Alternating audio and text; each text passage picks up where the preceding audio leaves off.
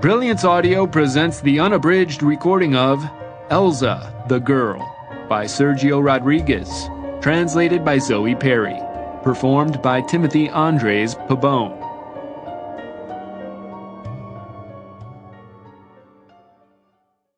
No atonement for God or novelists, even if they are atheists. It was always an impossible task, and that was precisely the point. The attempt was all. Ian McEwan, Atonement. 1. She was 16 years old. Or so they say. The versions of the story vary. In some, Elza is a grown woman, 21. In most, she's 16. While her age perhaps alters the union's degree of scandal, it does not change the fact that in 1935, Elza was the girlfriend, wife, companion, concubine, lover, and mistress of the Secretary General of the Brazilian Communist Party, the organization's highest rank.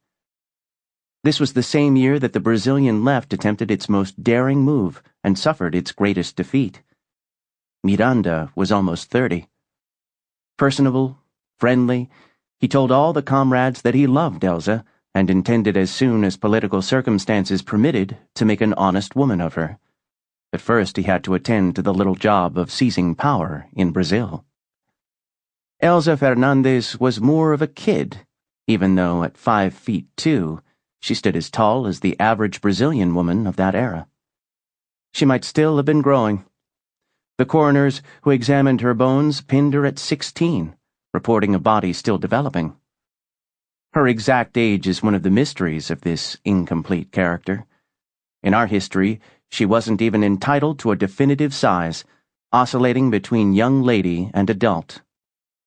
This is one of the more blatant errors among the many from case number 1381 of the National Security Tribunal, which in November 1940 sentenced Luiz Carlos Prestes and 6 others to 30-year prison sentences for the death of Elvira Cupelo Calonio, which occurred on March 1, 1936, or perhaps shortly before or shortly after, sentences that all would be shortened by the amnesty for political prisoners decreed by the Brazilian president in 1945.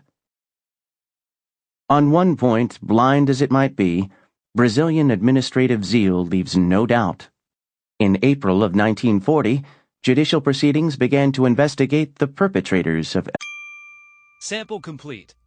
Ready to continue?